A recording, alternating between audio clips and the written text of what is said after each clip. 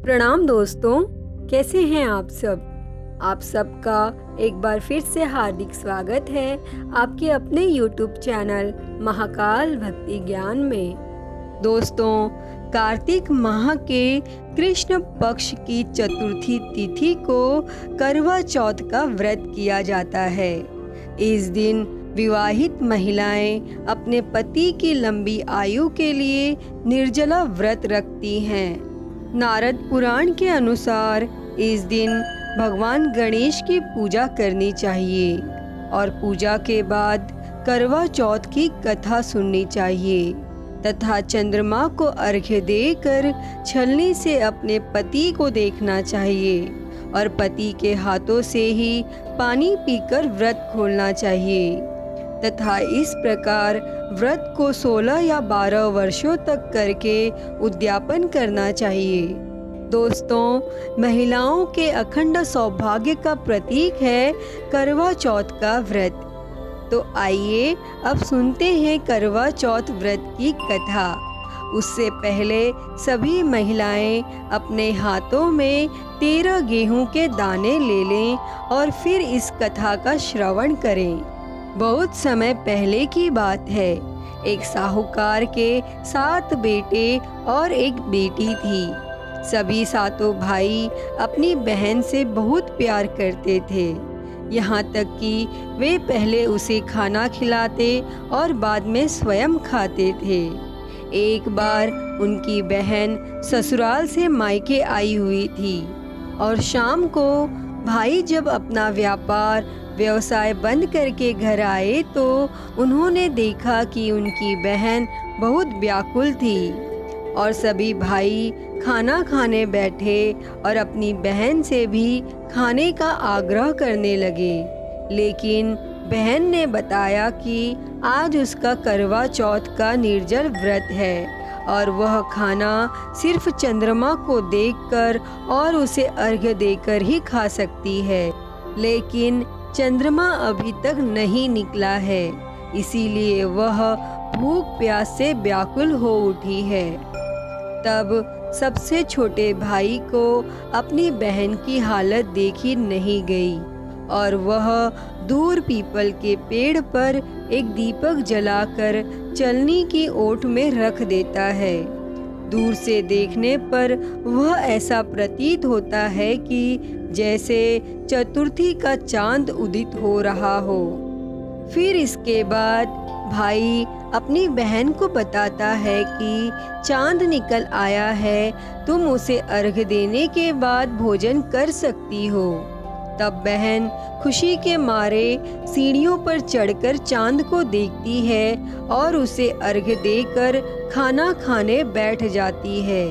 लेकिन वह पहला टुकड़ा मुंह में डालती है तो उसे छींक आ जाती है और दूसरा टुकड़ा डालती है तो उसमें बाल निकल आता है और जैसे ही तीसरा टुकड़ा मुंह में डालने की कोशिश करती है तो उसके पति की मृत्यु का समाचार उसे मिलता है। तब वह बौखला जाती है और उसकी भाभी उसे सच्चाई से अवगत कराती है कि उसके साथ ऐसा क्यों हुआ। करवा चौथ का व्रत गलत तरीके से टूटने के कारण देवता उससे नाराज हो गए हैं और उन्होंने ही ऐसा किया है। और तब सच्चाई जानने के बाद वह निश्चय करती है कि वह अपने पति का अंतिम संस्कार नहीं होने देगी और अपने सतीत्व से उन्हें पुनर्जीवन दिलाकर रहेगी। फिर वह पूरे 1 साल तक अपने पति के शव के पास बैठी रहती है तथा उसकी देखभाल करती है और उसके ऊपर उगने वाली सुई नुमा घास को वह एकत्रित करती जाती है। तब 1 साल बाद फिर करवा चौथ का दिन आता है और उसकी सभी भाभियां करवा चौथ का व्रत रखती हैं और जब भाभियां उससे आशीर्वाद लेने आती हैं तो वह प्रत्येक भाभी से यम सुई ले लो, पिया सुई दे दो, मुझे भी अपनी जैसी सुहागिन बना दो, ऐसा आग्रह करती है। लेकिन हर बार भाभी उससे अगली भाभी से आग्रह करने को कह चली जाती है। तब इस प्रकार जब छठे नंबर की भाभी आती है तो वह उससे भी यही बात दोहराती है और यह भाभी उससे कहती है कि क्योंकि सबसे छोटे भाई की वजह से उसका व्रत टूटा था, अतः उसकी पत्नी में ही शक्ति है कि वह तुम्हारे पति को दोबारा जीवित कर सकती है। इसीलिए जब वह आए तो तुम उसे पकड़ लेना और जब तक वह तुम्हारे पति को जिंदा न कर दे उसे नहीं छोड़ना। और वह ऐसा कहकर वहाँ से चली जाती है। तब सबसे अंत में छोटी भाभी आती है और वह उससे भी सुहागिन बनने का आग्रह करती है, लेकिन उसकी भाभी टाल मटोली करने लगती है। तब यह देखकर वह अपनी भाभी को जोर से पकड़ लेती है और अपने सुहाग को जिंदा करने के लिए कहती है, लेकिन उसकी भाभी उससे छुड़ाने के लिए उसे नोचती है, खसोटती है, लेकिन वह उसे नहीं छोड़ती है।